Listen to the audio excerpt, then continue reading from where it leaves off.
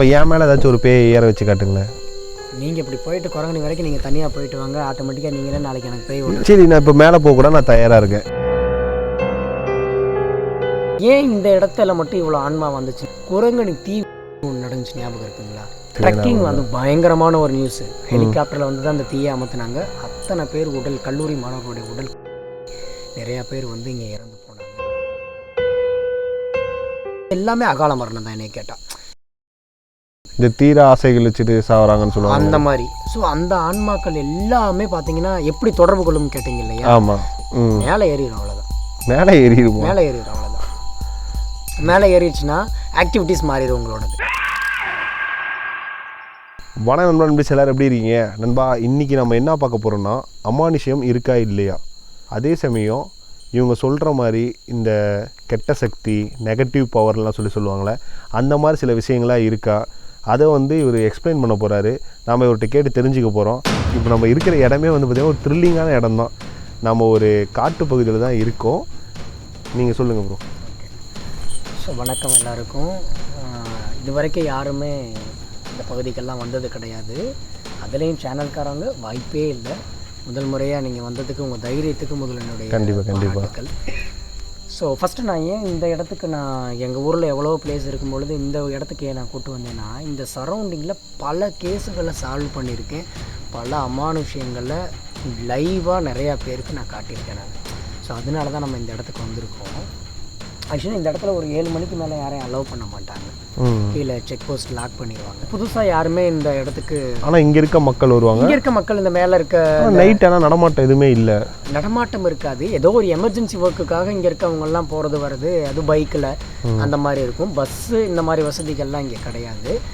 பகலில் மட்டும்தான் இருக்கும். ஸோ என்ன இடம் அப்படிங்கிறது எல்லாருமே ரொம்ப ஆவலாக இருப்பாங்கன்னு நினைக்கிறேன். இந்த இடம் தமிழகத்தில் இருக்கக்கூடிய எல்லாருக்குமே தெரிஞ்ச ஒரு இடம் தான். ஏன்னா ஒரு நேரத்தில் இதோடைய திகிலான விஷயங்கள்லாம் எல்லா மீடியாக்கள்லையும் பரவிட்டு இருந்துச்சு. அது வந்து ஒரு எப்படி சொல்கிறது, அது ஒரு வருத்தத்தக்க ஒரு விஷயம். இது என்ன ரோடு அப்படின்னா குரங்கணி ரோடு அப்படின்வாங்க. இது குரங்கணி.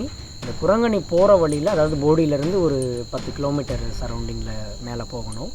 ஸோ இதோட பாசிட்டிவான விஷயம் சொல்லணும் அப்படின்னா, மைனா, கும்கி, மத யானை கூட்டம், இது போன்ற பல படங்கள் இந்த இடத்துல எடுத்ததுக்கான எல்லாமே இருக்குது. அந்த செட்டப்லாம் இங்கே தான் இருக்குது. அந்த கும்கி படத்தில் யானை ஒரு மடத்தை வேரோட பிடிங்கி போடும் பார்த்தீங்களா, அந்த அவங்களுடைய குலதெய்வ மரம், அந்த செட்டப்லாம் இருக்குது. இன்னும் செட்டப் கிடையாது, உண்மை. அந்த மக்கள் இருக்காங்க இன்னும்.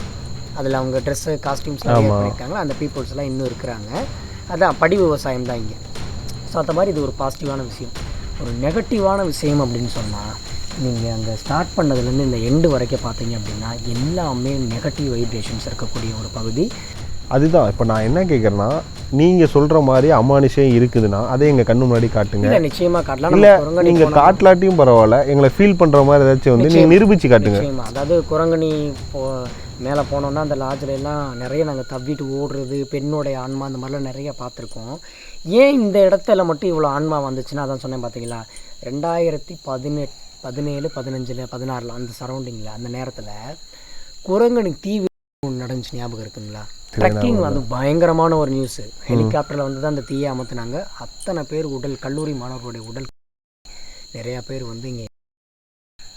அது மறக்க முடியாத சம்பவம் தமிழகத்துக்கு. ட்ரெக்கிங் வந்து அத்தனை. அதுக்கு முன்னாடியே பார்த்தீங்கன்னா நிறைய அந்த பசங்க, இங்கே உள்ள பசங்கள்லாம் இங்கே இந்த ஆற்றுல குளிக்க வரேன்னு சொல்லிட்டு, இந்த மேலேருந்து அருவியில் குளிக்கிறேன்னு சொல்லி குதிச்சு தலையில் அப்படி மாட்டி நின்றுக்குருவானுங்க. அப்படி இறந்தவருங்க நிறைய பசங்க இருக்கிறாங்க.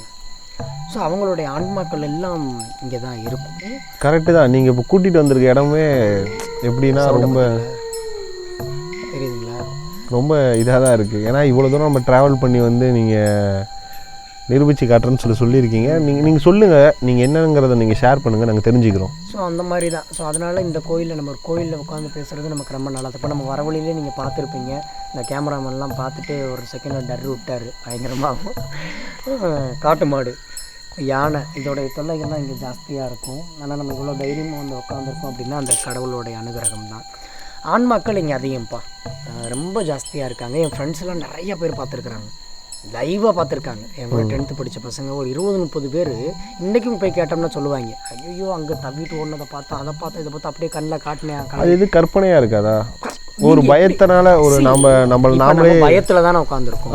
ஆனால் நம்ம கண்ணுக்கு அப்படி எதுவும் இப்போ வரைக்கும் எதுவும் புலப்படலை எனக்கு தெரிஞ்சு. இல்லை, நான் என்ன சொல்கிறேன்னா, சத்தங்கள் வேணா வேறையாக கேட்குது. ஆனால் நாங்கள் பார்த்தது உருவங்கள்.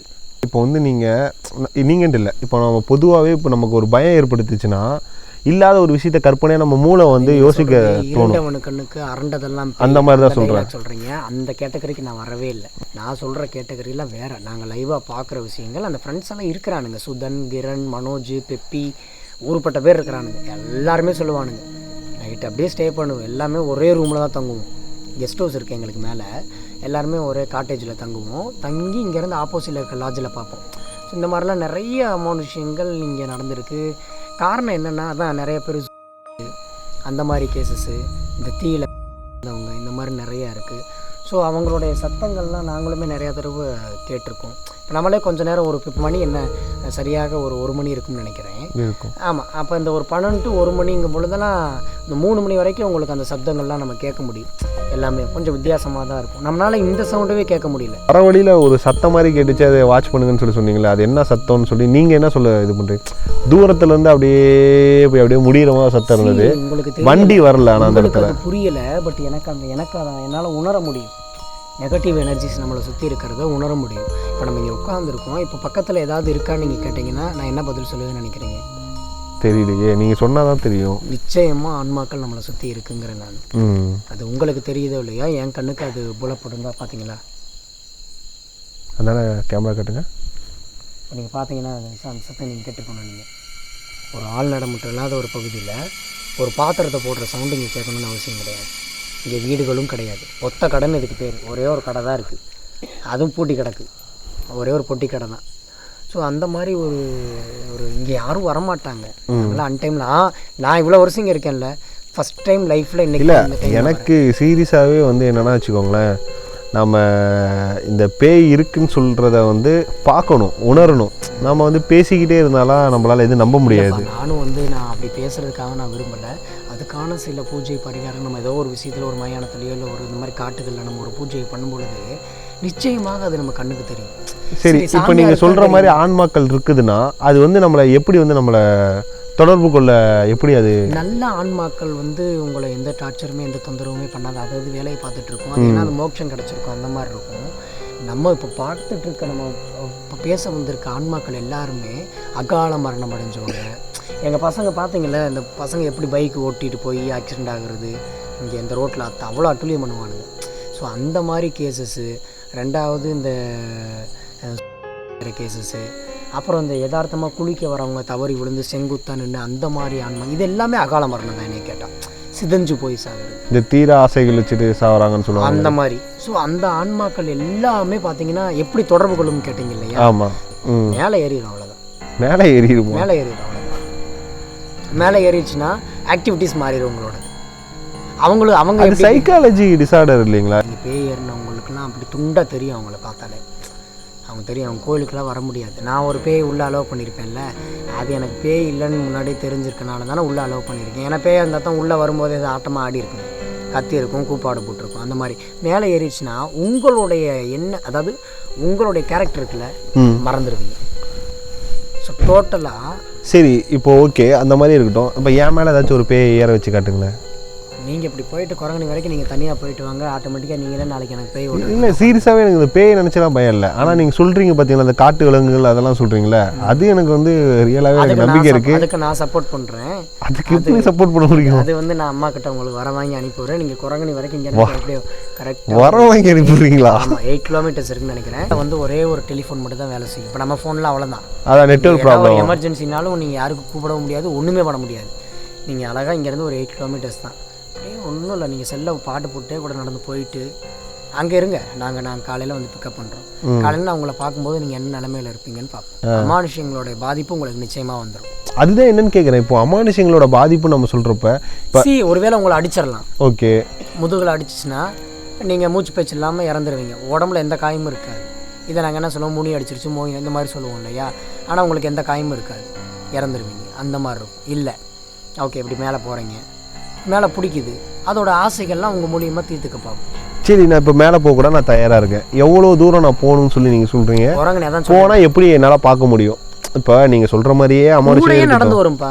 கூடயே நடந்து வருமா? ஆமாம், கூட நடந்து வந்தவங்க பார்த்தவங்களாம் ஊர்பட்ட பேர் இருக்கிறாங்க. நீங்கள் அதுவும் தனியாக போகிறனால பேசக்கூட வாய்ப்பு இருக்குது. பேசுமா? ஆமாம், பேசக்கூட வாய்ப்பு இருக்குது. இந்த மாதிரி அகால மரணம் அடைஞ்சவங்க தான்ப்பா பேயா தீராத ஆசை. சரி, அவங்களுக்கான மோட்சம் கிடைக்காதா? அந்த ஆசையை தீர்க்கிற வரைக்கும் மோட்சம் கிடைக்காது. யார் மூலியமாவது போய் அந்த ஆசையை தீர்த்துக்கணும். அவங்க நம்ம கோயிலில் தான் உட்காந்துருக்கோம், ஒன்றும் பிரச்சனை இல்லை. இங்கே யாரோ உட்காந்துருக்க மாதிரி இருக்கா? இல்லை சும்மா தான் பார்த்தேன். இல்லை, யாரோ ஒருத்தர் உட்காந்துருக்க மாதிரி இருக்கு. ரைட்டா? என்ன கொஞ்சம் அடிப்பா, லைட் அடிப்பா. லைட்டு திருப்புங்க ப்ரோ, காட்டுங்க. டார்ச் லைட்டு காட்டாதீங்க, இந்த லைட்டே திருப்புங்க, அப்படியே திருப்பி காட்டுங்க. தெரியும், உங்களுக்கு தெரியுதா இல்லையா?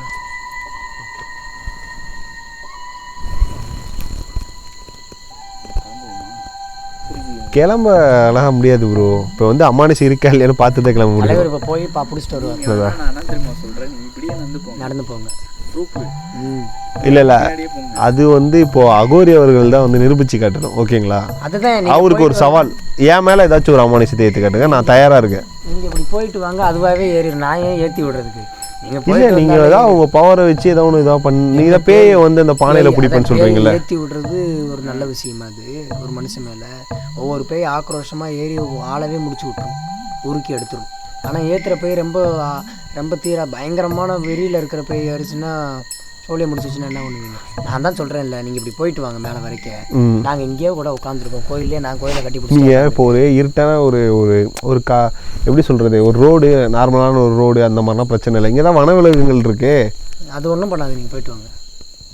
சரி, இப்போ நான் போகிறேன். உங்களால் முடிஞ்சு ஏதாச்சும் ஒரு விஷயத்தை நீங்கள் கையில் கொடுக்குறீங்க, வந்து கையில் இருந்தால் வந்து உன்னை எதுவும் பண்ணாது, அந்த மாதிரி உங்களால் முடியுமா? அப்படின்னா உங்கள் மேலே ஏறாது இல்லை. அதுதான் கேட்குறேன், அந்த மாதிரி முடியுமா உங்களால்? முடியும், அது முடியும். சேஃப்டி அது நான் பண்ணி தர முடியும். ஒன்றும் இல்லை, என் கழுத்தில் நான் உருவேற்றிருக்க மாலை ஒன்று நீங்கள் கையில் எடுத்துகிட்டு போனாலே போதும். ஏன், எதனால்? அந்த மாலையில் என்ன சக்தி இருக்குது? அப்படி அவ்வளோ மந்திர சித்துக்களை ஏற்றிருக்கிறோம்ல, நிறைய உரு போட்டிருக்கோம்ல, லட்சக்கணக்கில் உரு போட்டிருக்கோம். இல்லை, எனக்கு இன்னொன்று புரியல. இப்போ வந்து பேய்கள் ஆத்மாக்கள் அப்படிங்கிறத ஒரு விஷயம் வந்து சயின்டிஃபிக்காகவுமே வந்து என்னென்னா, உயிர் பிரிஞ்சிருச்சு, அந்த ஆத்மா எங்கே போகும், அந்த ஒரு நெகட்டிவ் பவர்னு வச்சுக்கோங்க. அந்த மாதிரி ஒரு விஷயம், நெகட்டிவோ பாசிட்டிவோ, சயின்ஸ் படி நெகட்டிவ் எனர்ஜி இல்லை தான் நாங்கள் பேயும். அதுதான் ஓகே. அதுக்குமே இந்த மந்திர சக்திகள் இதெல்லாம் நீங்கள் வந்து சொல்கிறீங்கல்ல, அதுக்கு என்ன சம்மந்தம் இருக்குது? இது வந்து நீங்களா உருவாக்குற ஒரு விஷயம், மனிதர்களால் வந்து இது பண்ணுற ஒரு விஷயம். ஒருவேளை நீங்கள் நம்பி நீங்களே நம்பிக்கிற ஒரு உங்களோட நம்பிக்கை அது. ஆனால் இது வந்து உண்மையாலுமே ஒரு இருக்கிற விஷயம். அது வந்து இதை வந்து எப்படி கட்டுப்படுத்தும்னு நீங்கள் எப்படி சொல்லலாம்? லைட் இருக்குல்ல. ஆமாம். ஸோ இப்போ உங்களுக்கு ஏதாவது ஒரு ஃபீல், இப்போ ஒரு ஃபீல் வந்துருச்சுன்னா ஓகே. இல்லை, அந்த அவர் சொன்ன மாதிரி உண்மையாலுமே அந்த சிலுக்கிறதெல்லாம் எனக்கே தெரியல, உண்மையாலுமே சிலுக்குது. ஆமாம், ஜூம் பண்ணிக்கலாம். இல்லை, அதுதான் எனக்கு ஆச்சரியமாக இருக்குது.